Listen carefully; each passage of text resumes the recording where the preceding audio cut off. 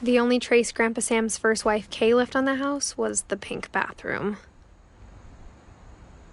It was a pretty big trace.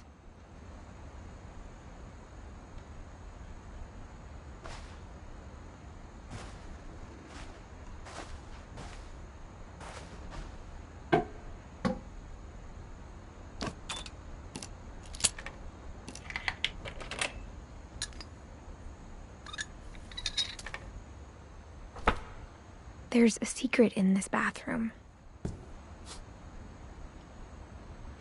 It's in the last place you would look. It isn't in the cupboard. It's hidden in this book.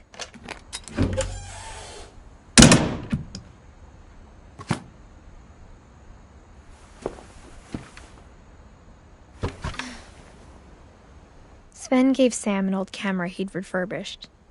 He never put it down.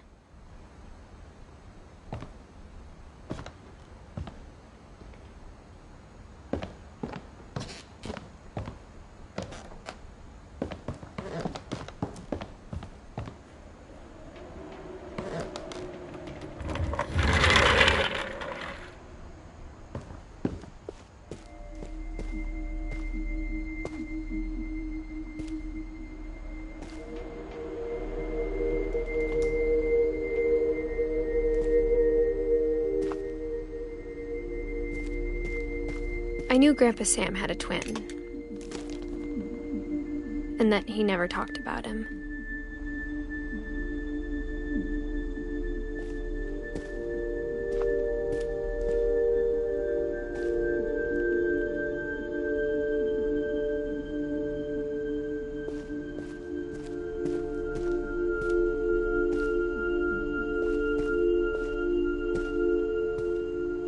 I guess my grandpa didn't like history any more than my mom did.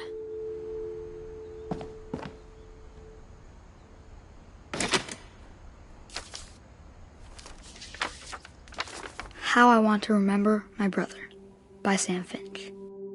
The thing I remember is that when he made up his mind, that was it.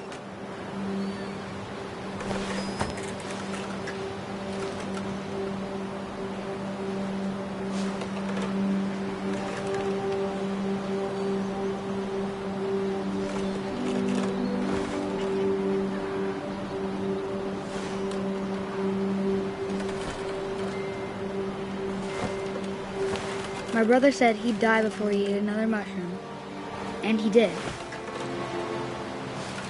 At Barbara's funeral, we swore we'd never be afraid again, and he wasn't. I think Calvin always wanted to fly. Sam! Calvin! Dinner's ready! Coming! But that day, he finally made up his mind to do it.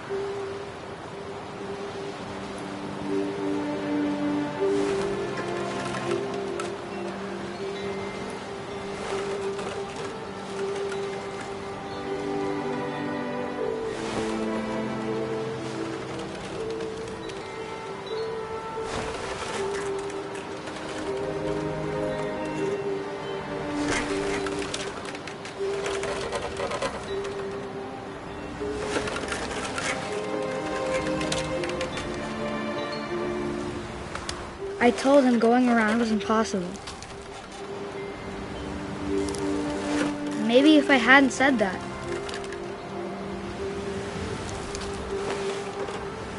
Calvin! I'm not gonna tell you again! Maybe if the wind hadn't picked up. Then maybe he'd still be here. But I doubt it. I think he'd already made up his mind.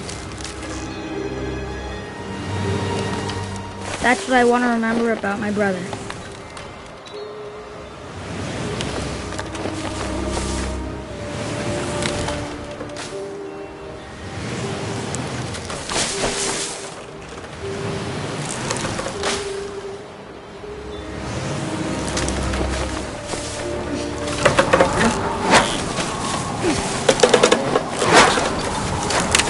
The day he made up his mind to fly.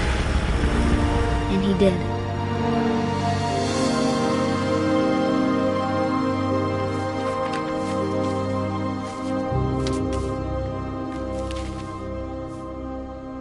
Calvin's story felt strangely familiar. When I was younger, I remember trying to do the exact same thing.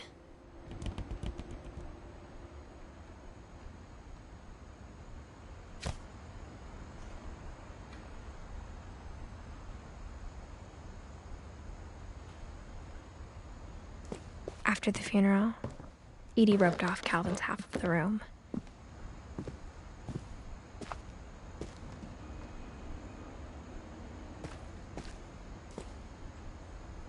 Mom said Grandpa Sam enlisted at 18 and never set foot in the room again.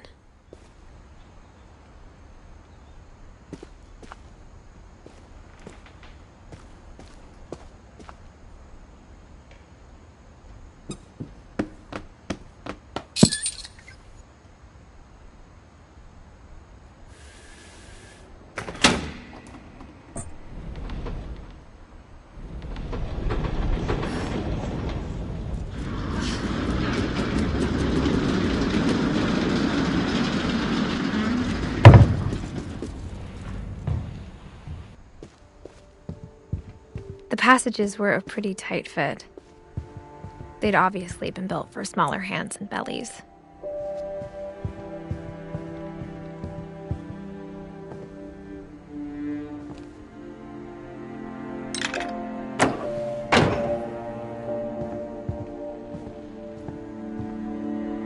Edie's father, Odin, built the original house.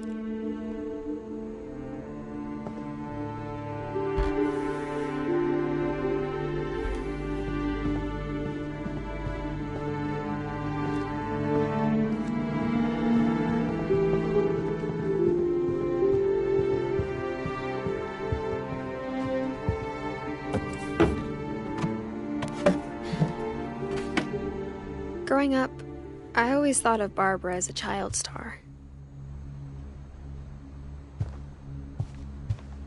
I never thought about how hard it must have been for her afterwards.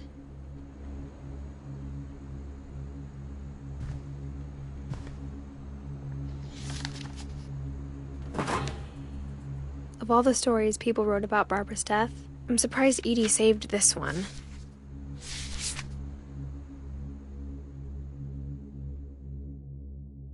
Old Jack here with another ghastly tale inspired by America's most unfortunate family. I'm calling it The Surprise Ending of Barbara Finch. As a child star, Barbara was famous for her scream. Now at 16, she was all washed up. A has-been. But in a lucky break, she'd been asked to perform her signature scream at a local convention for monster movie fans. It was just the boost her career needed. Unfortunately, her scream hadn't aged well. Getting better. I think you just need the right motivation.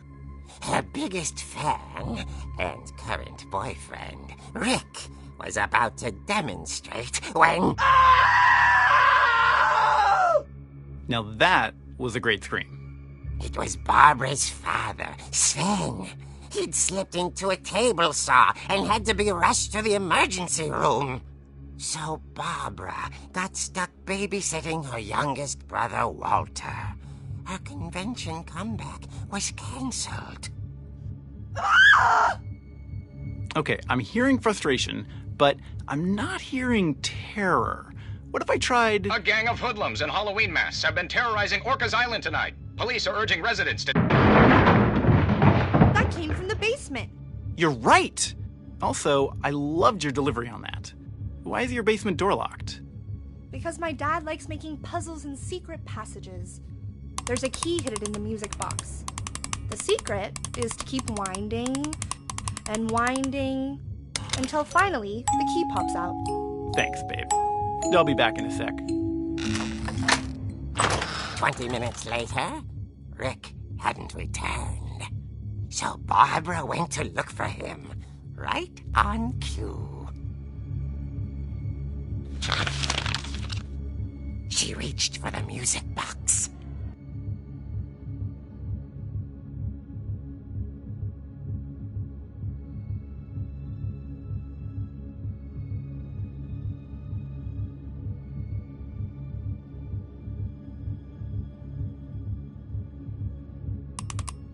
And as she wound the key, she listened for Rick, but the house was silent.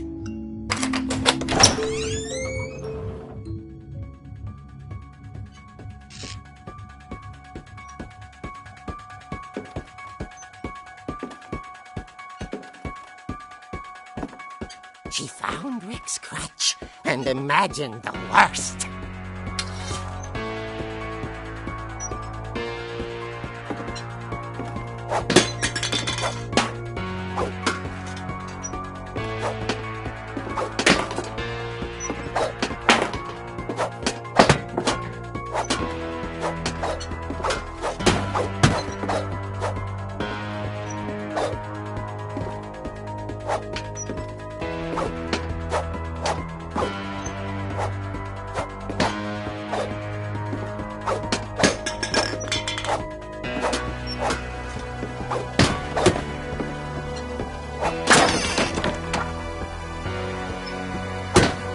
The gang's leader is the infamous Hookman killer, Dr. Carl Hamill, who impaled and then ate his family 10 years ago tonight.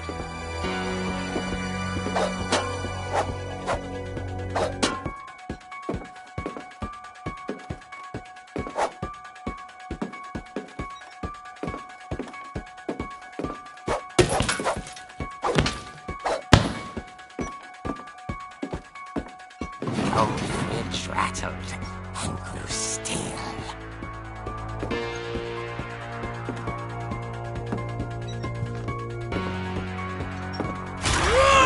Oh dear!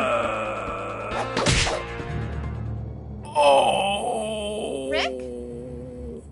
Barb, relax. I was just trying to scare you to help you find your scream. Well, I'm not scared, Rick. I'm furious. Then act furious. All I'm getting from you now is that you're hurt and confused and you're... She threw him out, but she kept a little something to remember him by. Barb, have you seen my other crutch? And she was still holding it when she fell asleep watching the late picture show. Hours later... Barbara! Walter, what's going on up there? Ah! Okay, I'm coming up, but if this is a trick, you're dead, Walter.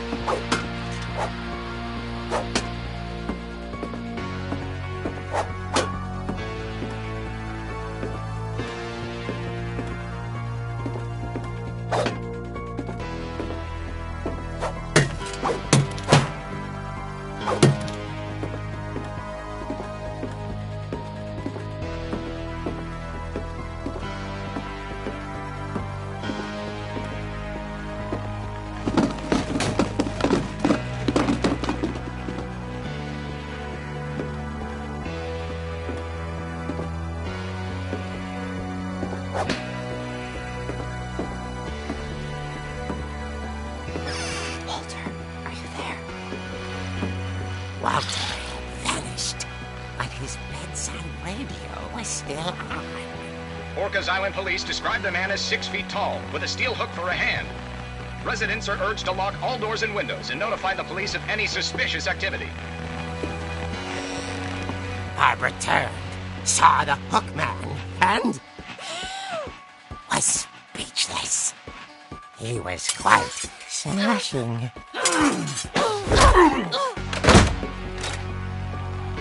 And here he was. He couldn't get enough of Barbara. Okay, Barbara, there's gotta be another way out of here.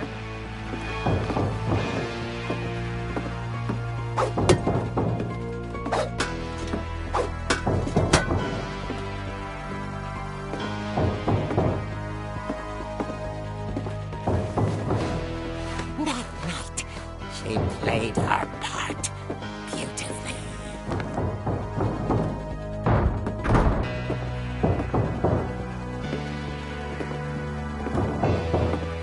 Molly's door hadn't been opened in years.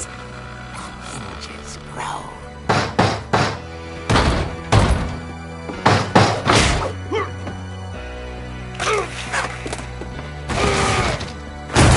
He wasn't moving, but she sensed the story might not be over yet.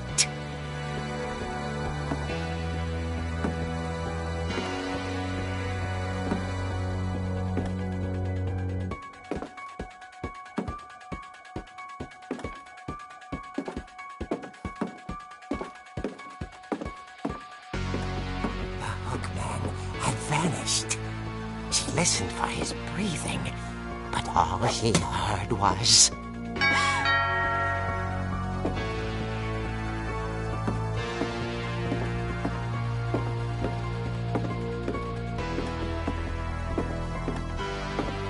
Someone at the door was dying to speak to young Barbara. At the door, she heard whispering.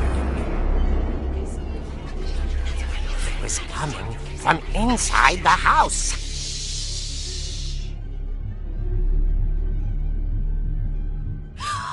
Oh dear. The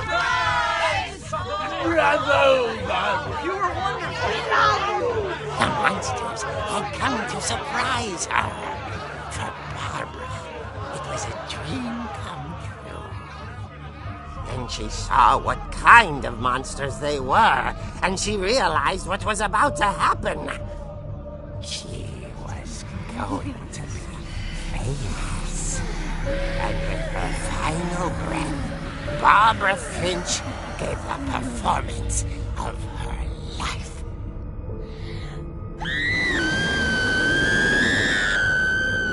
I wasn't there myself, but I hear Barbara was magnificent.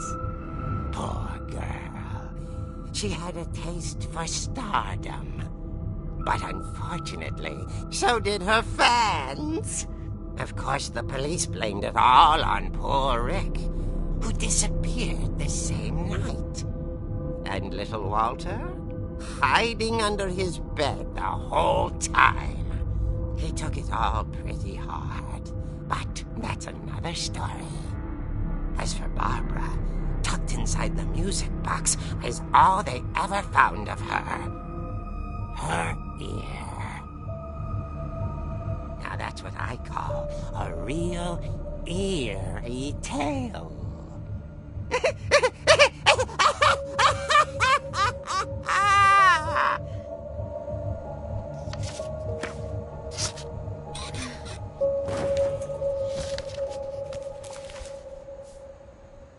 Edie told me all Barbara wanted was to be remembered, as absurd as that comic was.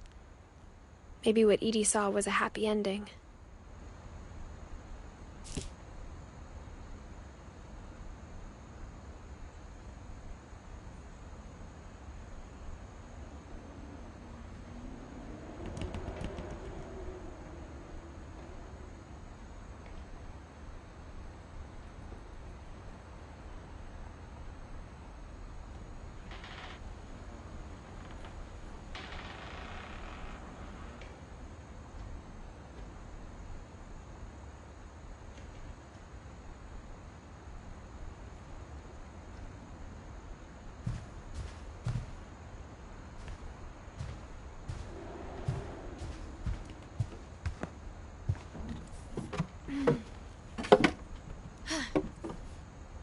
I guess now I know why Mom didn't like me playing with the music box.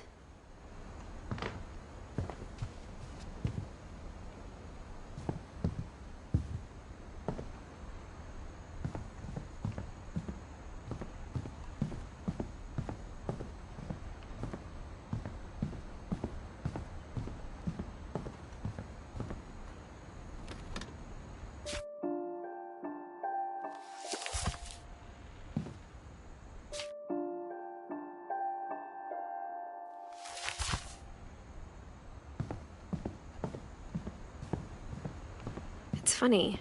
All those times I played with the music box and never found the basement key.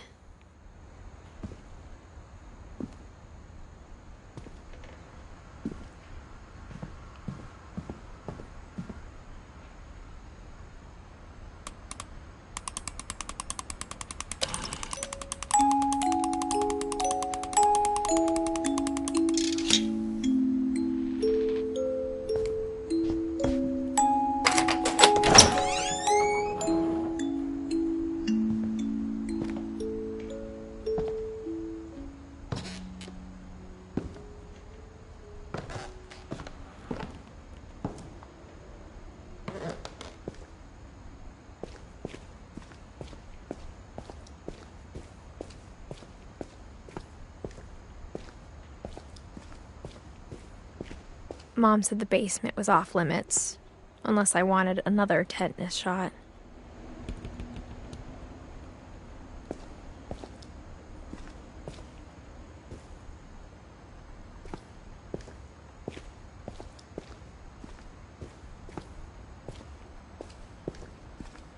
I saw Edie sneak down to the basement once, carrying packages.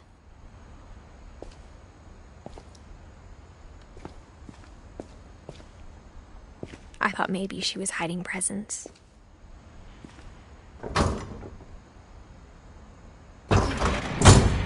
It turned out she was hiding a lot more than that.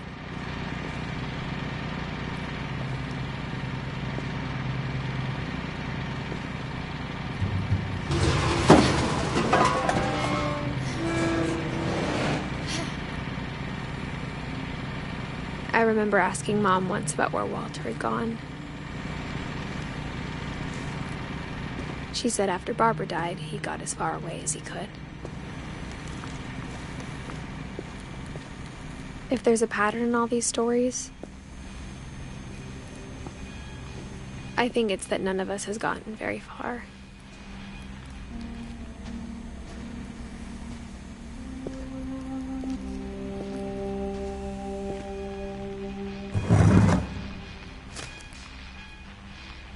Goodbye, everyone. I can't believe I've been down here for 30 years.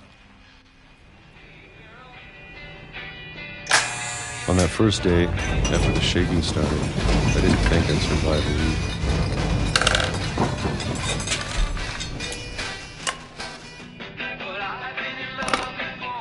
But after a few days, I settled into a routine.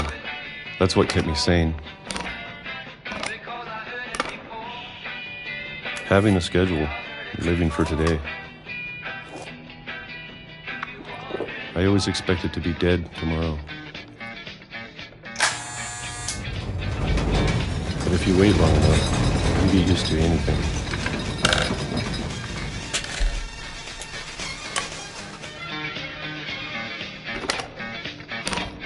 Even a monster on the other side of the door starts to feel normal. Almost friendly.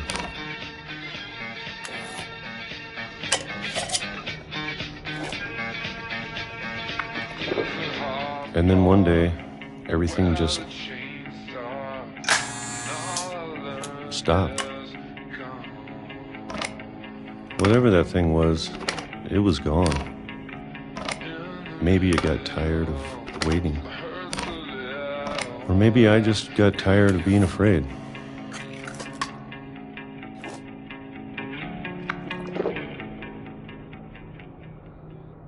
It's been a week now, the longest in 30 years. I'm done waiting. I have to leave while I still can.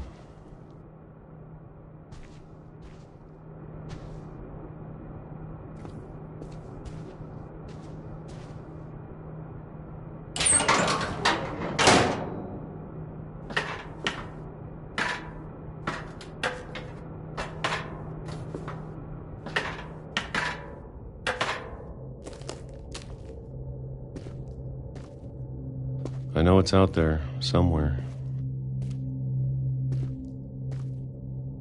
Whatever killed Barbara and Molly and Calvin.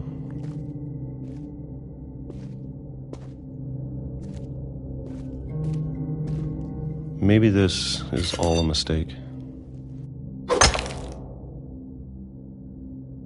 But I need to stop living the same day, even if it kills me.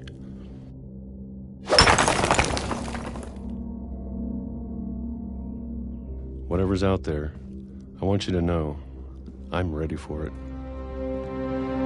I'm going to appreciate all of it, especially the food.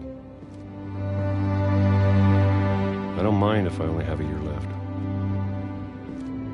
or a month, or a single week. I'd be happy with one more day.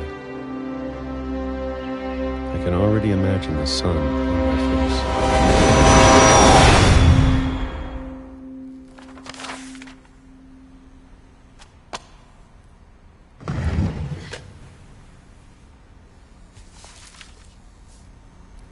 Walter died when I was 6. I can't believe my mom never told me he was down here.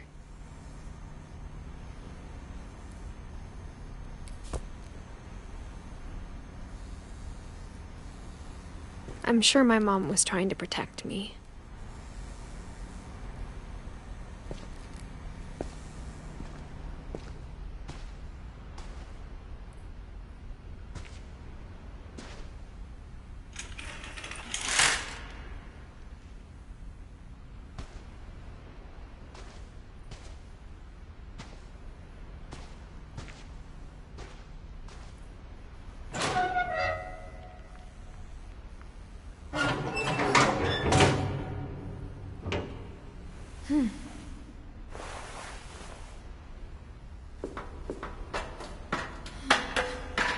Maybe she was afraid I'd end up like Walter.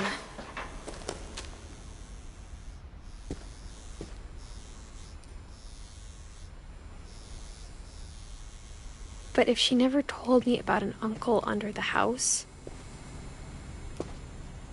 I can only imagine what else she was hiding.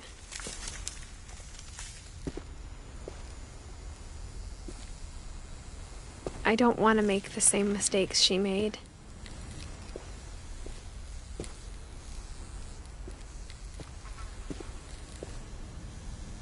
Trying to bury something that's still alive.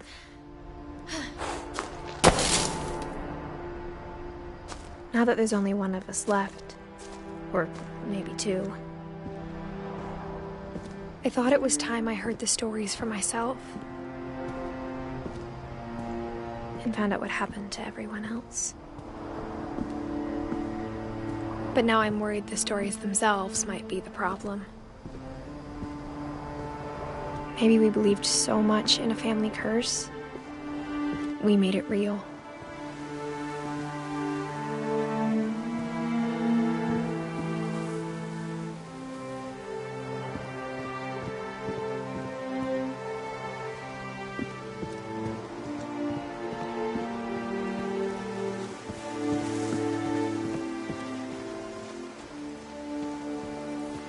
I don't know if I should even be writing this.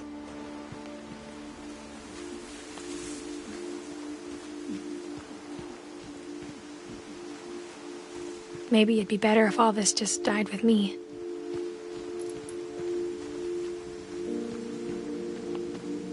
But I thought you should know about your family.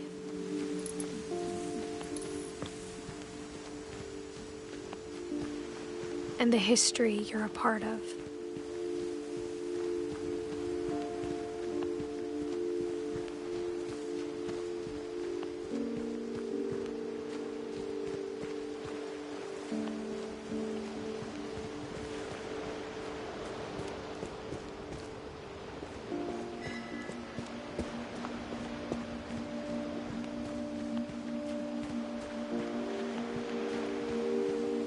Though to be honest, I feel as lost as you probably do right now.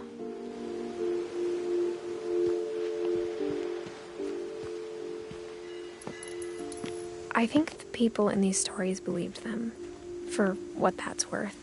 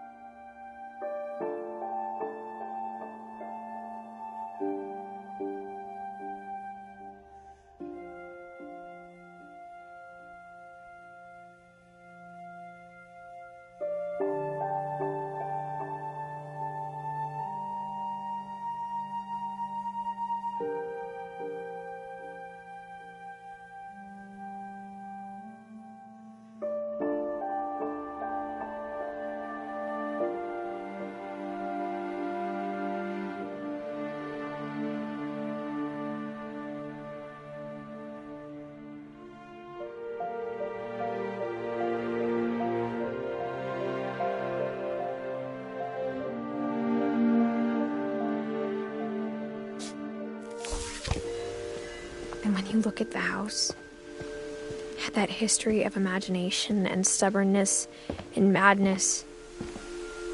Any of it seems possible.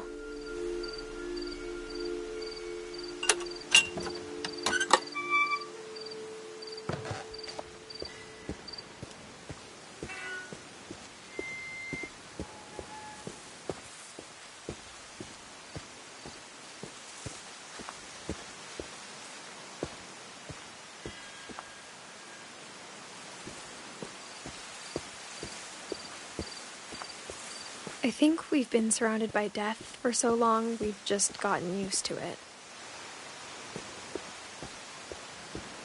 What kind of family finishes building a cemetery before starting the house?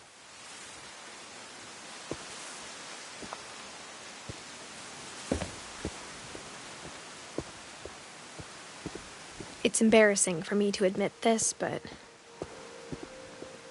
the pet cemetery made me more uncomfortable than the human one. 3 of the gerbils are mine, and 2 had been my fault.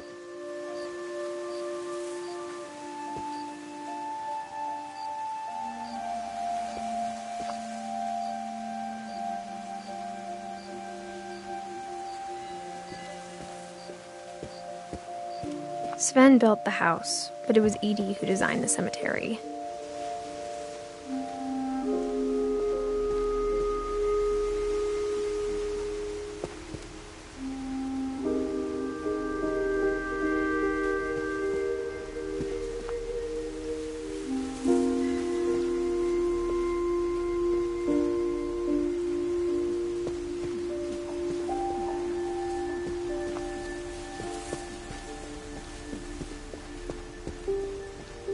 I'm sure Odin's monument had been Edie's idea. My mom was always trying to move on, but for Edie, the past never went away.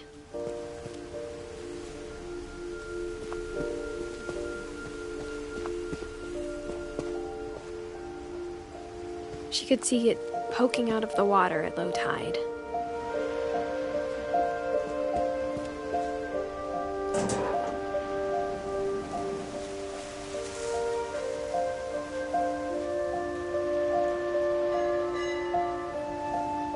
Edie said she dreamed about the old house every night.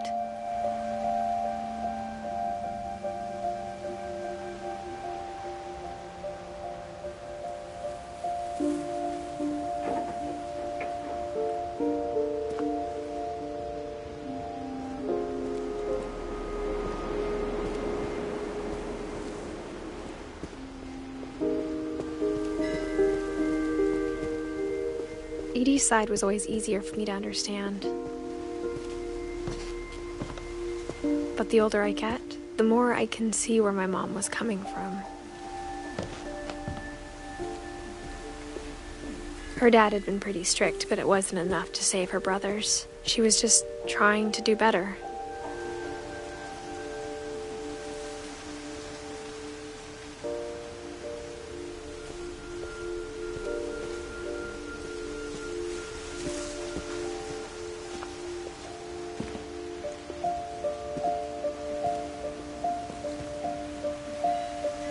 She lost 2 of her brothers, just like I did. I get why she tried so hard to protect us.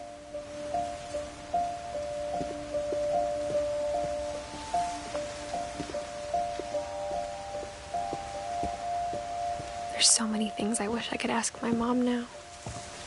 Part of me thinks this is what she wanted all along. For me to come back someday and find everything out for myself.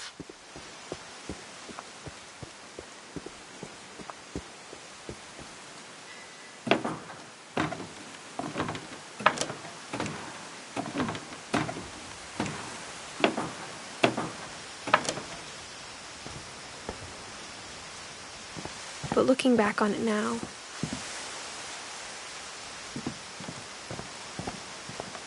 if she told me there was going to be so much climbing, I never would have come when I was 22 weeks pregnant.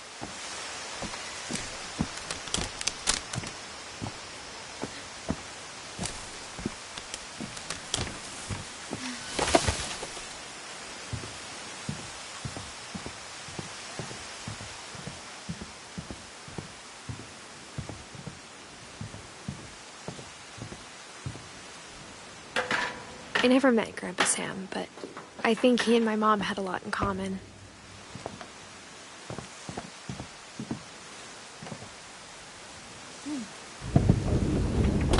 They were both pretty intense.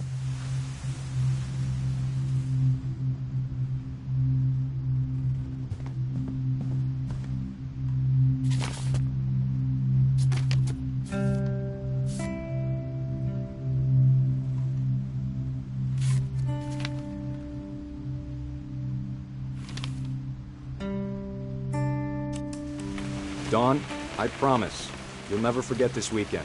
Yes, sir. These memories are gonna last a lifetime. Mm-hmm.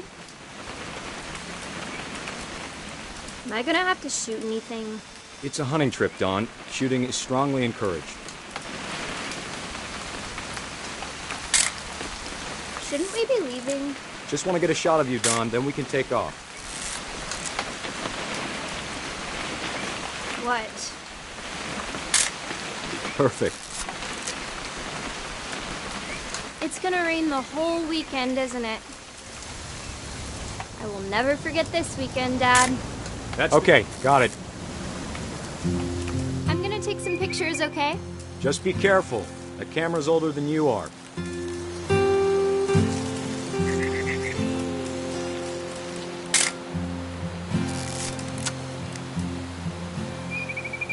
You're right, Dad. It's starting to clear up. Still freezing, though.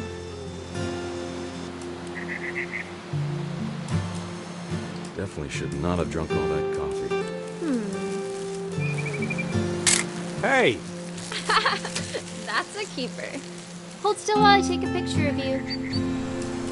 I'm just saying, I'm not always gonna be here, Dawn. You'll need to remember this stuff, if you want to survive. I'll be fine, Dad. You know who else thought he was gonna be fine? Some guy who died.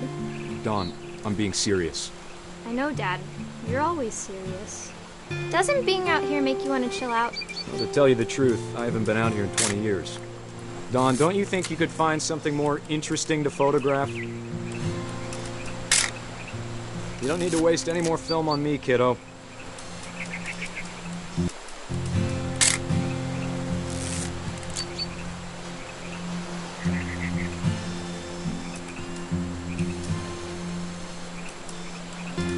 Last time I was with my brother Calvin. Man, that was a great trip. Your grandpa Sven taught us how to fish, how to build a fire. We found an old logging trail. There were deer everywhere.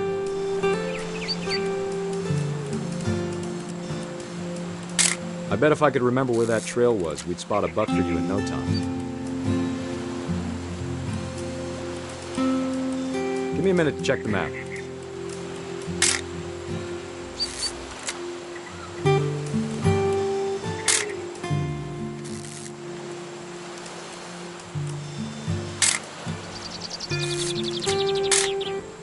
Let's see.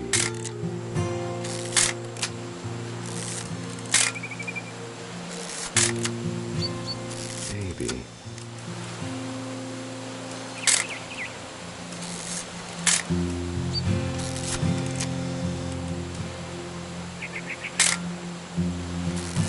Or was it?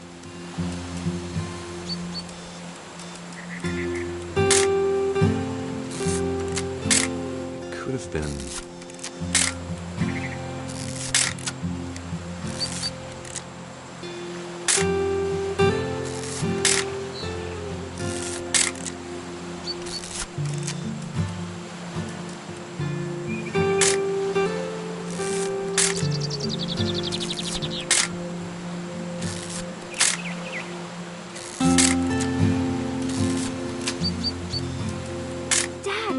Good eyes, Dawn.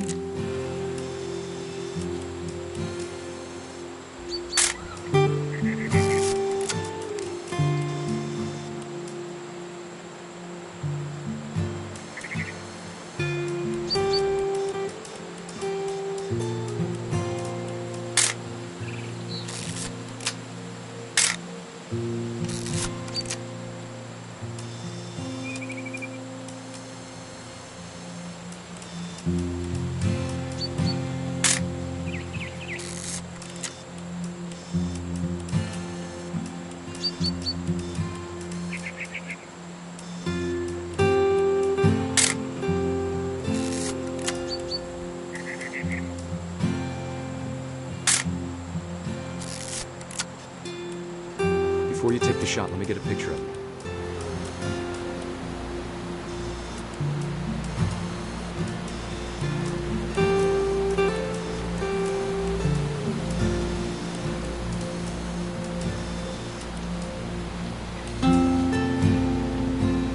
Dad, I...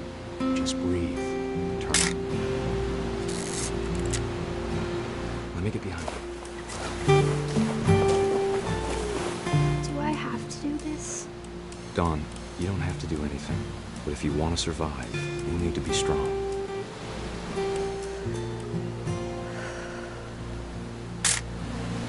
Now keep yourself squared up, elbows down, like we practiced. Whenever you're ready.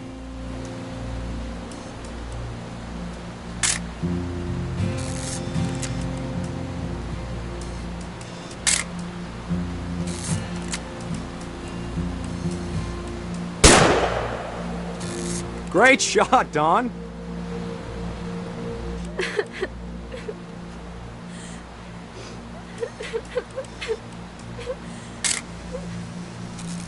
I'm proud of you, Dawn. Always remember that, okay?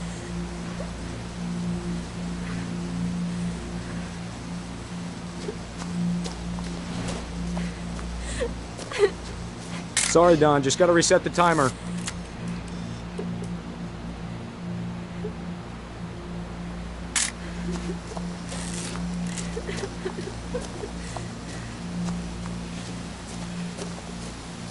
Dad, it's twitching. I think That's it's totally so... normal, Dawn. Just focus on the camera. Try not to think about... Dad!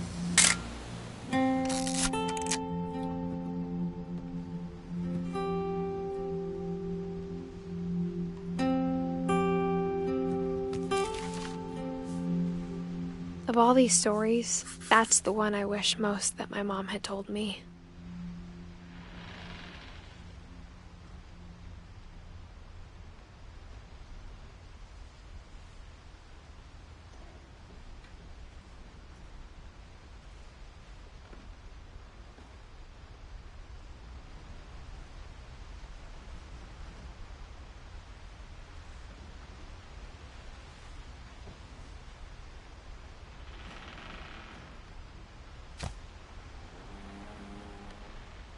Sam spent his life shooting photos, but Mom said he got nervous being in front of the camera. I guess we're all afraid of something.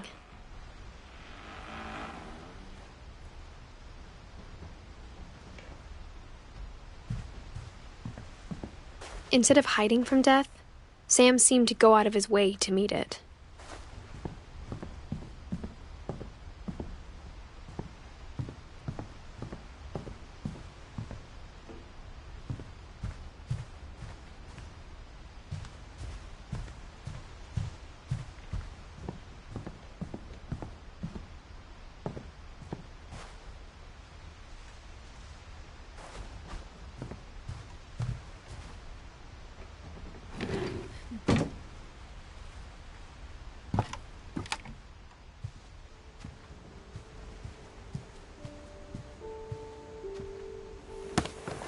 After Sam died, my mom and Edie got really close.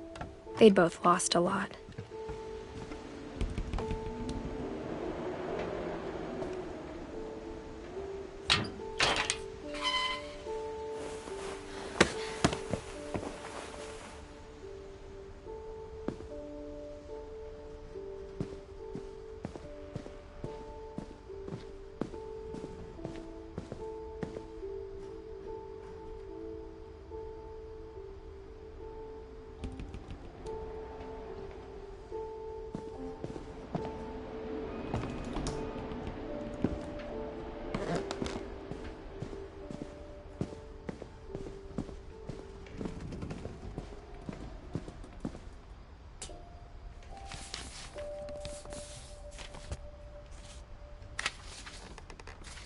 Dear Kay, do you remember the way Gregory used to laugh when he thought he was alone? Like something funny was happening, but only he could see it.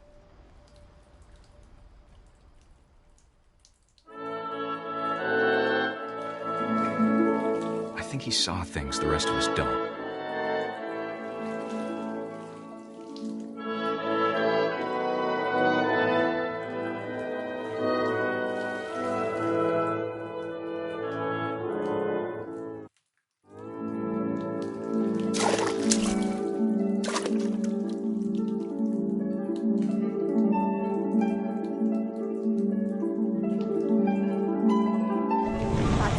Gregory, it's time to... Hold on, sweetie. Hello? Sam, I told you I don't want to talk right now. I wonder what he saw.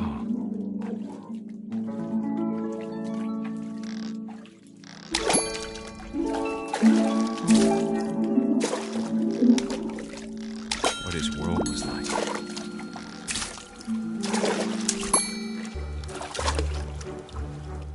He reminded me so much of Calvin. Lost in his imagination.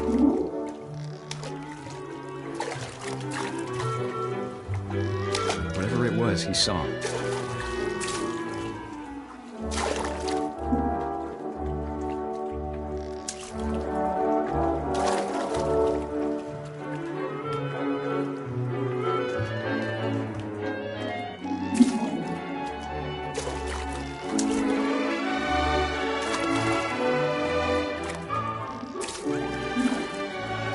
It sure made him happy.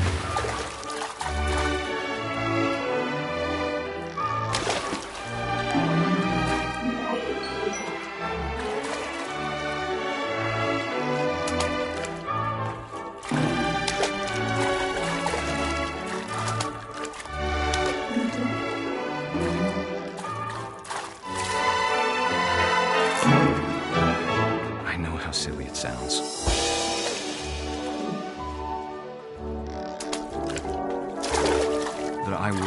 baby being too happy.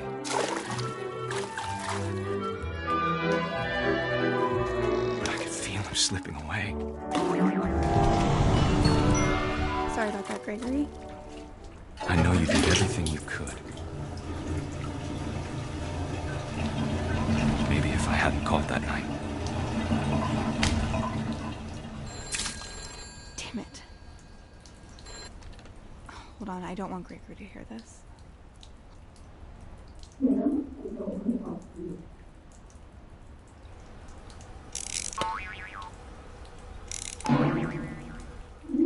I wish he could have told us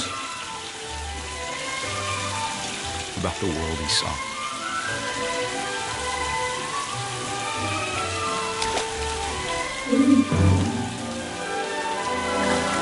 There's so much I don't understand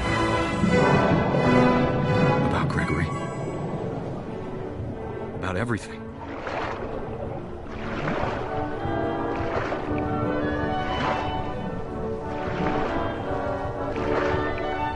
But I know what happened wasn't your fault.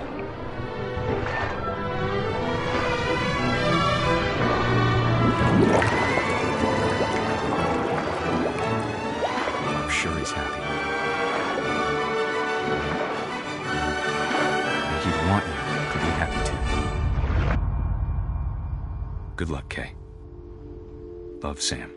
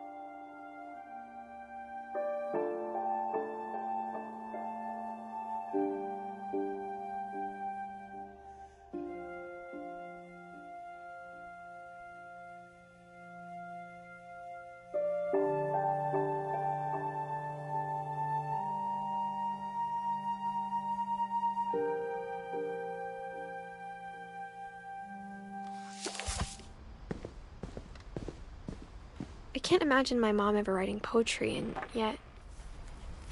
A poem for Gus, who always said the wedding was a bad idea. Our father never hit us kids, at least not very hard, before the day my brother said with teenage disregard that he'd be dead before he'd see a wedding in our yard.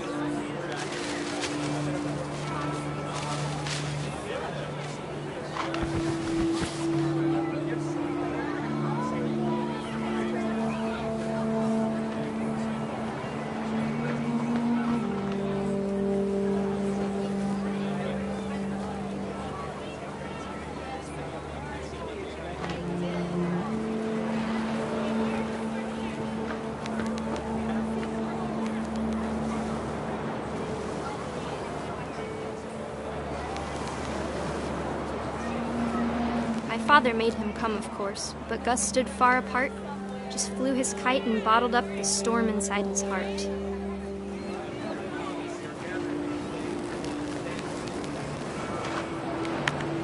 I tried to talk him out of it, but though he'd never met her, "We don't need a stepmom," were the words that I now remember. pronounce you husband and wife. You may kiss the bride.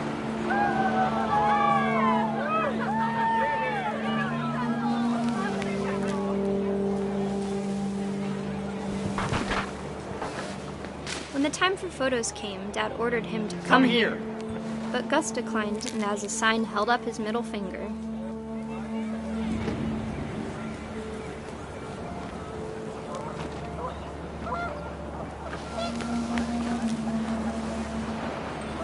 The wind picked up, and panicked geese appeared and quickly went.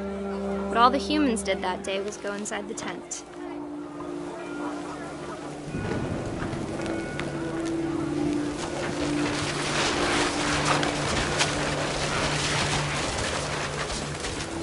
The rain came down in buckets then, but no one seemed afraid that nature might destroy the tent our dad had crudely made.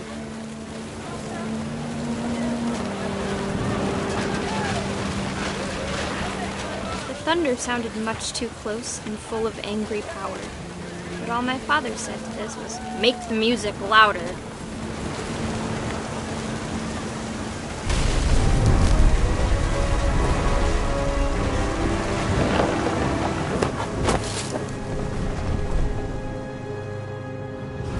I wish that I could truly say I thought about you on that day. Out there on the beach alone, just you, the wind, the sea, and foam. But I didn't, until we found you.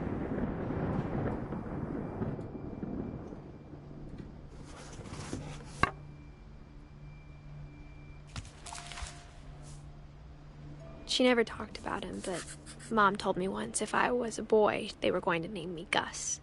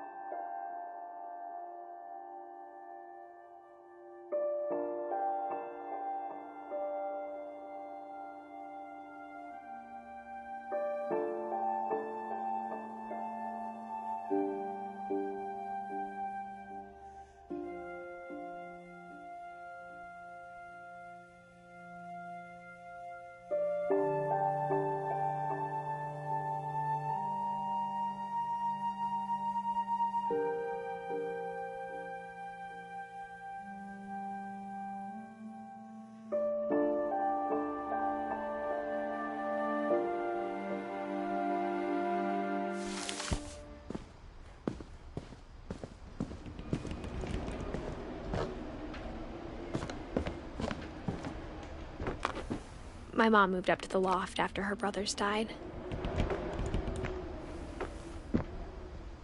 At the time, it was as far away as she could get.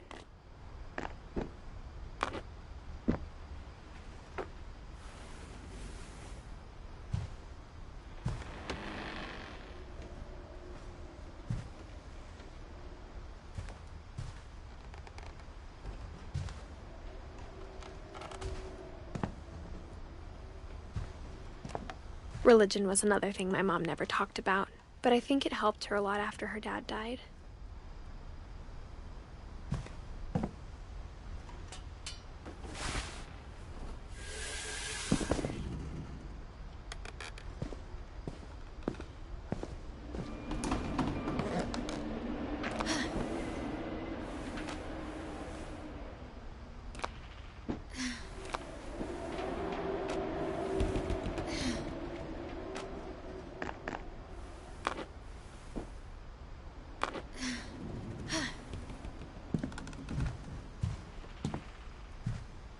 She spent a summer building houses in Calcutta, where she met my dad, Sanjay.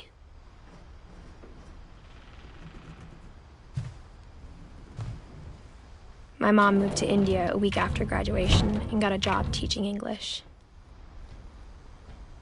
Louis was born a year later.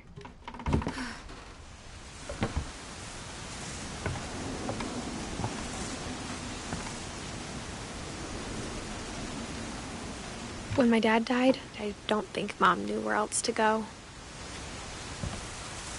I'm sure Edie was happy to have her back. And to see kids in the house again.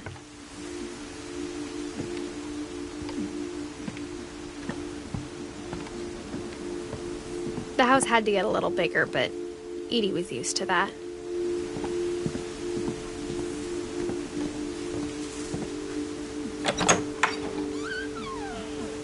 And for a while, things were good. Almost normal.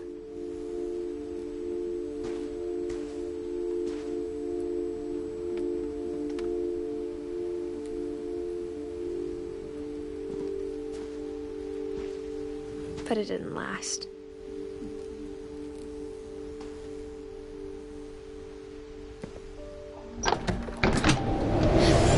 The beginning of the end was Milton's 10th birthday, when Edie gave him a castle.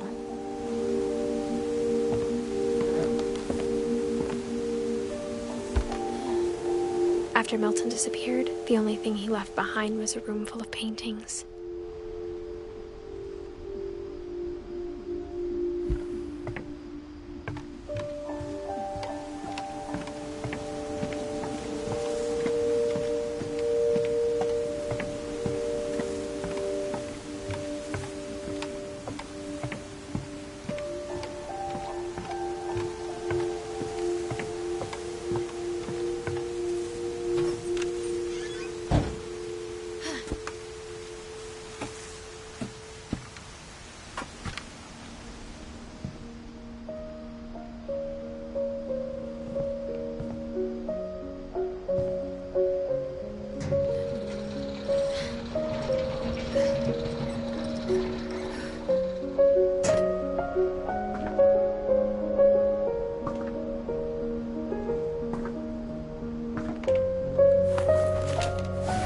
Milton Finch in The Magic Paintbrush.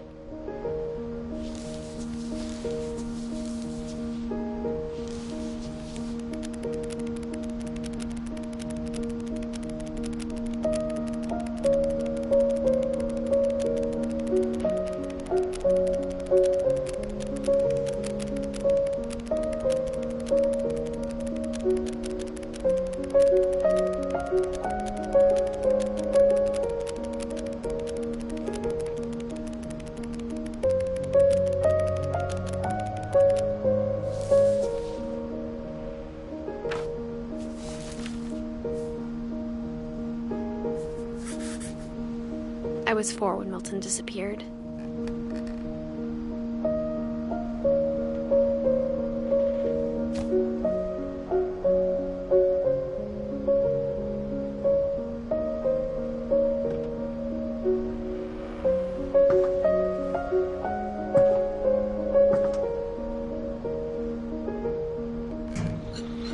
Mom spent months searching for my brother. Then she sealed the doors.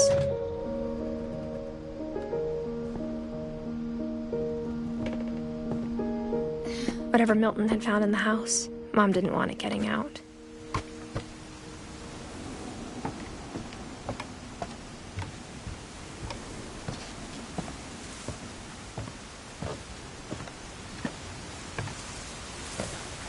Mom definitely blamed Edie, but I think Louis blamed himself.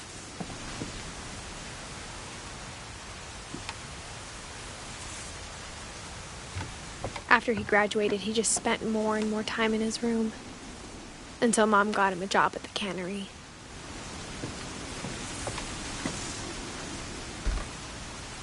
Everyone always told me to stay out of Louis's room, except Louis.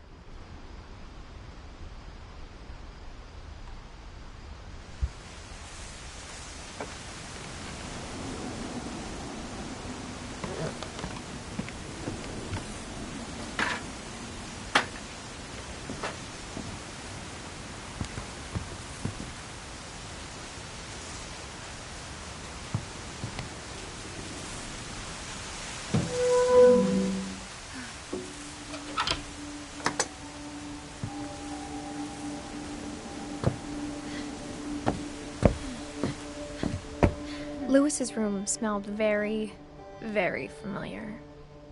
That part of him lived on.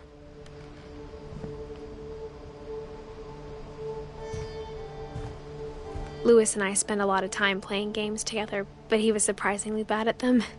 He died a lot.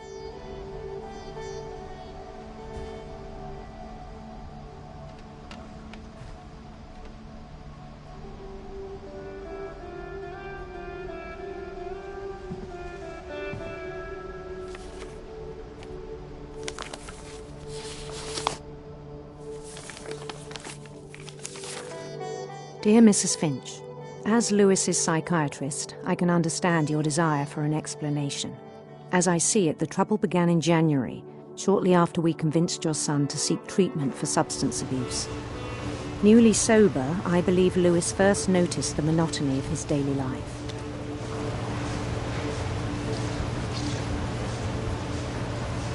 He kept working at the cannery.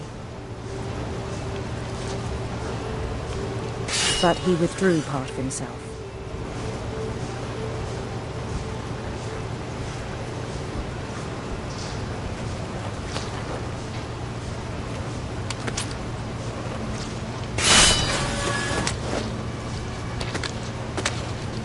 In our sessions, I saw the same behavior.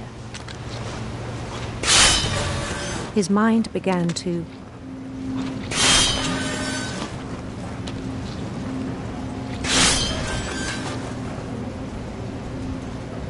wander.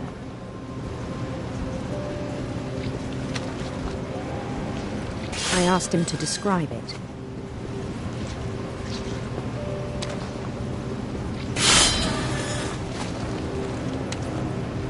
He said he started small, imagining a labyrinth.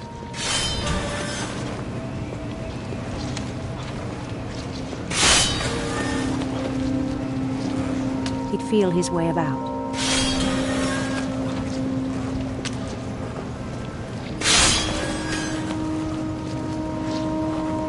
Then something moved. Bats. And toads.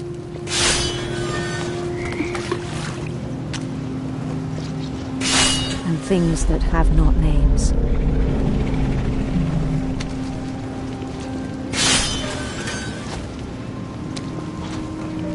He knew it was all in his head.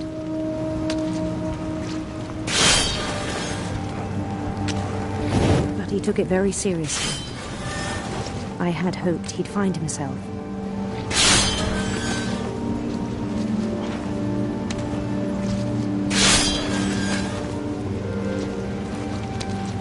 But he found something more.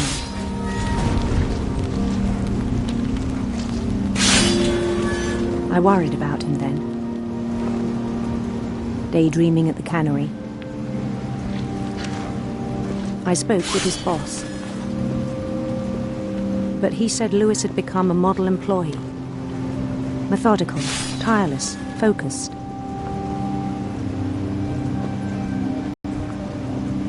Like a whole new Lewis.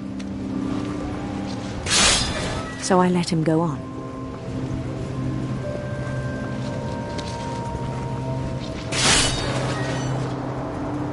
I even encouraged him. It seemed very promising at first. He told me he'd made a new friend.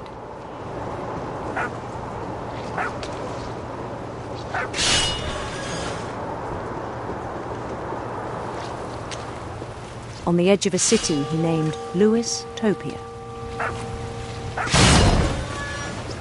He built the city up slowly, brick by brick. Then he made musicians.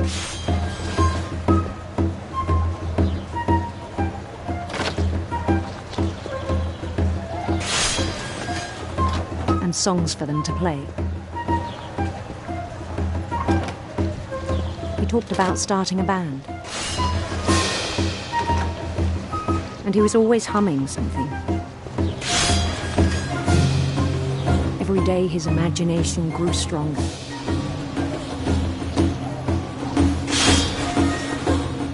He no longer spoke at the cannery. But his chopping was as reliable as ever. Then one day it struck him that all the cheering crowds, even the stones under his feet, were all in his imagination. So he could do whatever he wished.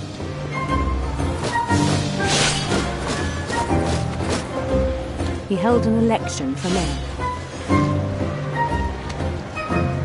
And he won. They begged him to stay, but his mind was already wandering. It became a game for him.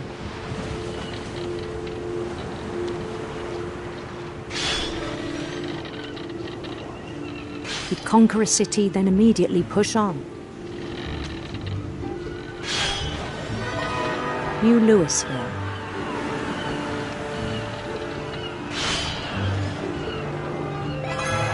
St. Louis.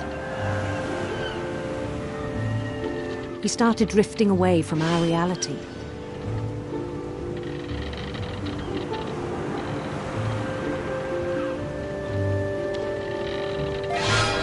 Minneapolis. Until one day he forgot to go home from the cannery. Even as his mother pleaded with him, part of Lewis kept sailing on.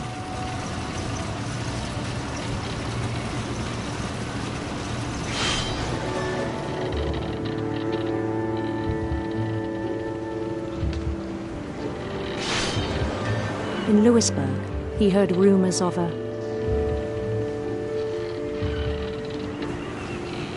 handsome queen.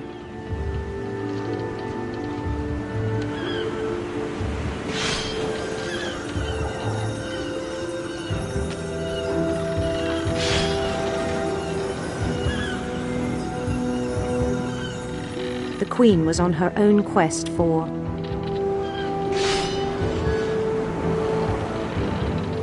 sinister serpents.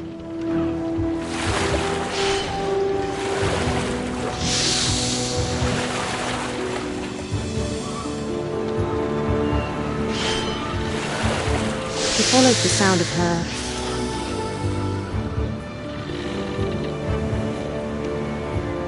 electric sitar.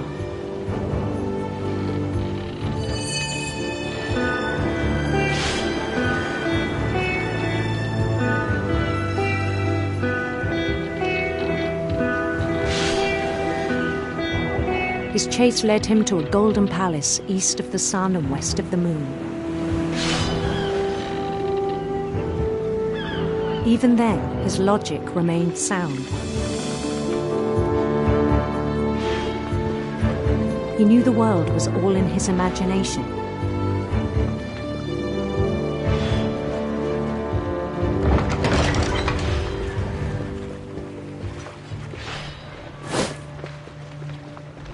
But he was so proud of having created it.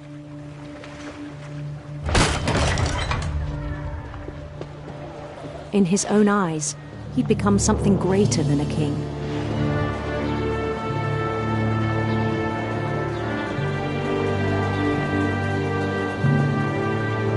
For someone who'd never known success in the real world, I think it was overwhelming. And then it struck him that the real Louis was not the one chopping salmon, but the one climbing the steps of a golden palace.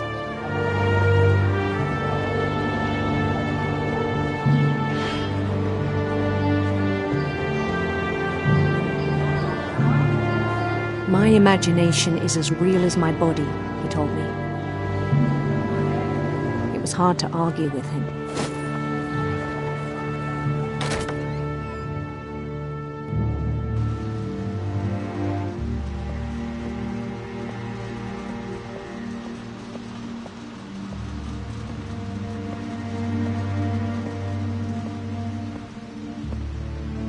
We began to forget the world we know.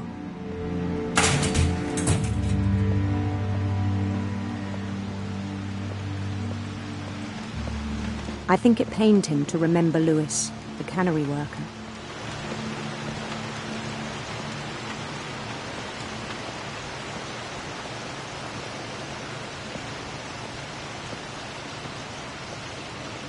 He began to despise the man with a royal contempt.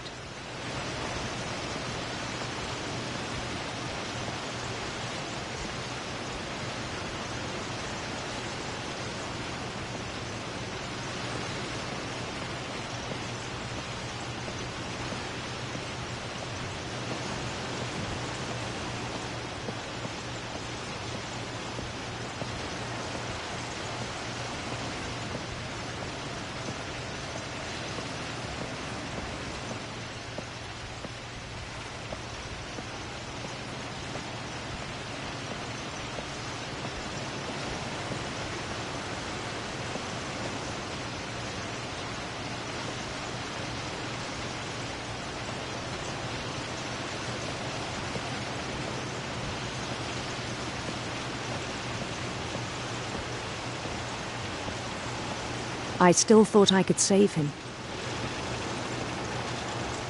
Even after he said he was being crowned king over all the lands of wonder.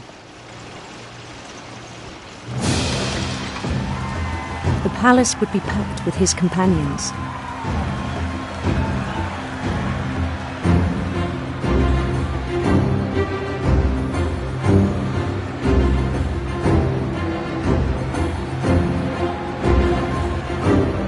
Including the wise Calico who'd insisted on advising him.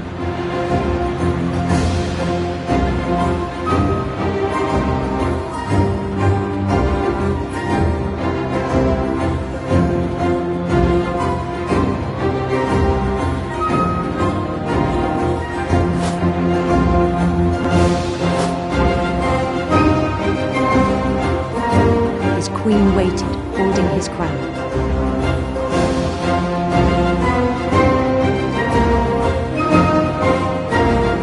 There was only one thing left to do.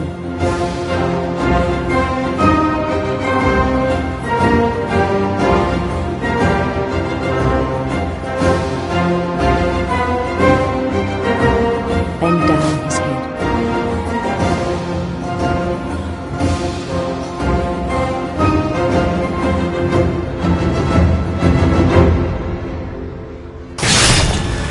rest I think you know. Mrs. Finch, your son was a kind man who will be missed by all of us who knew him.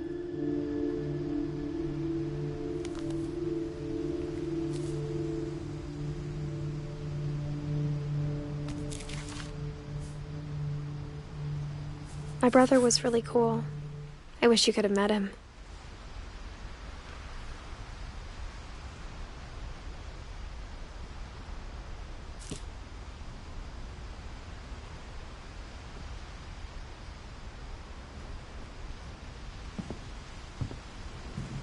He was so proud of being Indian.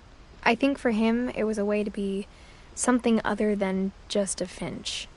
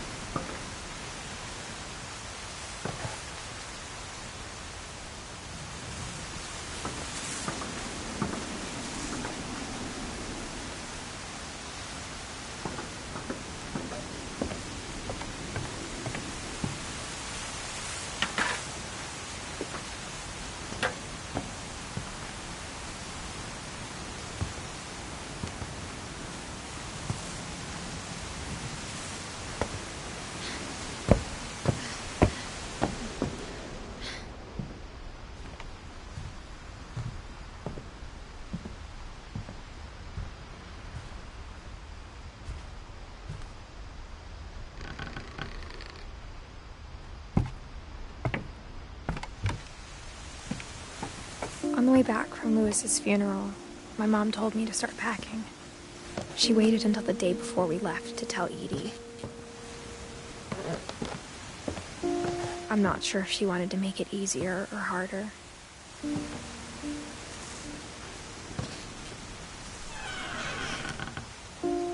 I wish we'd stayed. But I understand why we left.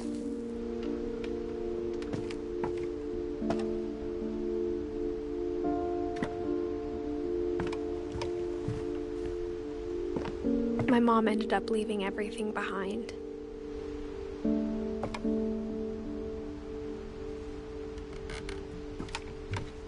What happened that night had been coming for a long time.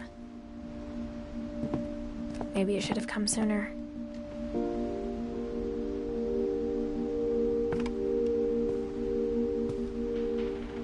But it had to end one way or another. All that's left now is to tell you about that last night.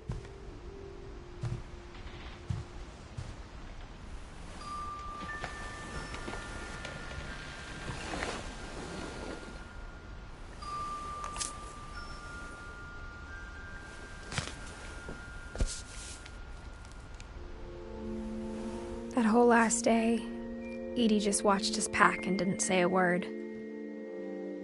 Until supper, when she raised her glass and said, "To our final night together, and all our final nights apart." Grandma, you know what I said about alcohol. Some of your medications are very Edith, specific. I left a present for you in the hallway. Why don't you go open it? The grown-ups have to argue now. I'm sorry, you're right. We're all leaving tomorrow. Let's just enjoy our last... I'm not leaving. Edith, you're excused.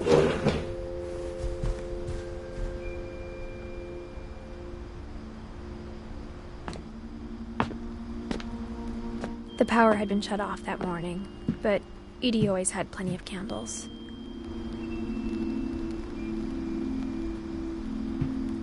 When my mom sealed the library, I don't think she knew about the other entrance. Or that Edie had a key to it.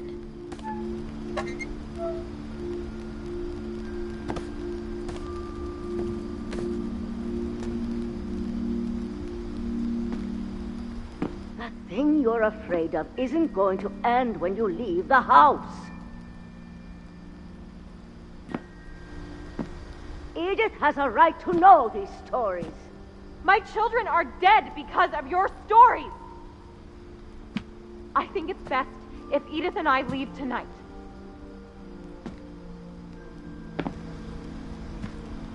We'll have the nursing home send a van for you in the morning, okay?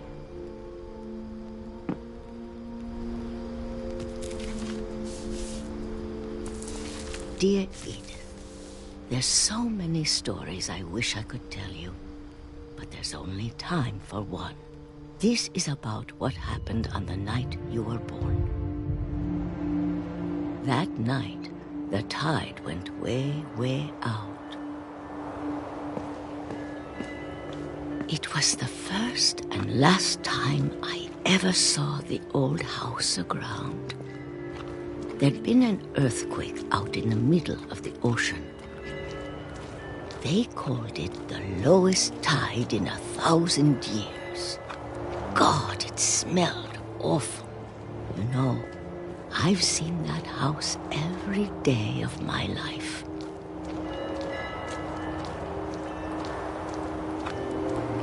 But I never thought I'd go back to it. When the fog rolled in, I lost my way.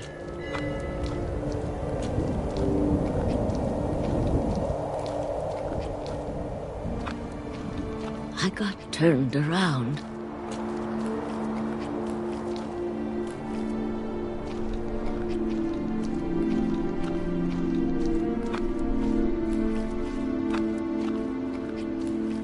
For a while, I wandered.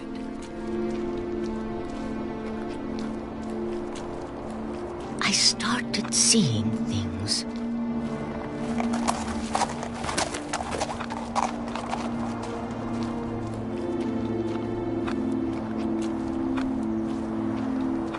Things I'd forgotten had ever existed.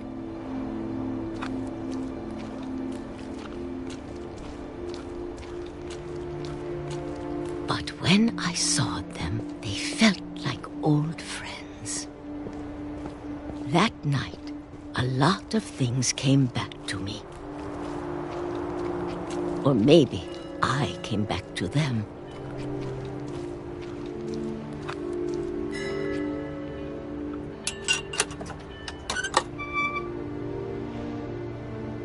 Things I can't explain, but that I need you to try and... Edith, what are you doing in here?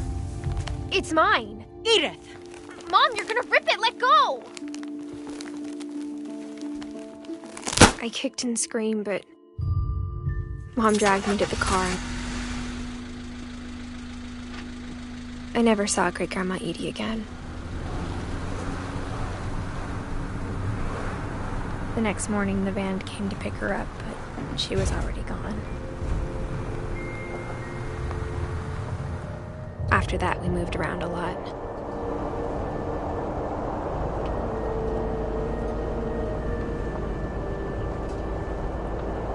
We both tried to make the best of it.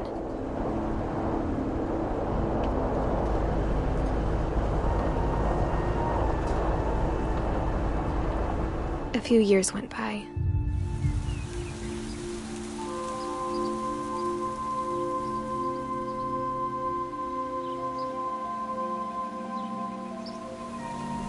My mom didn't like to talk about it, but she started getting sick a lot. The rest happened pretty quickly.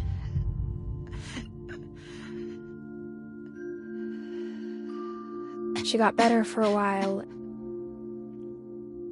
and then she didn't.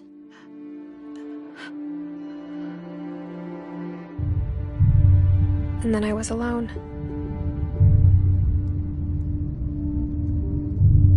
The last Finch left alive.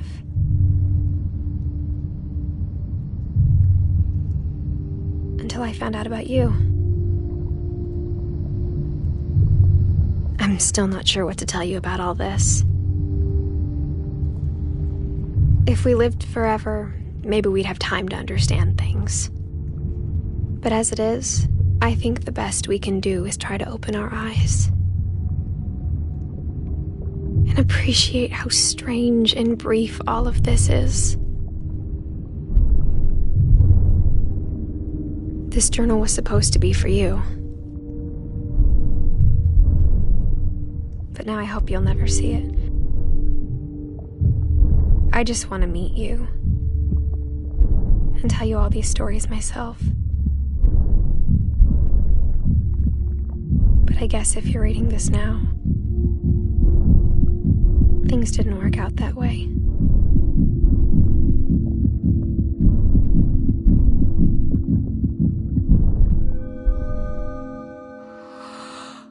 This is where your story begins. I'm sorry I won't be there to see it. It's a lot to ask, but I don't want you to be sad that I'm gone. I want you to be amazed that any of us ever had a chance to be here at all. Good luck.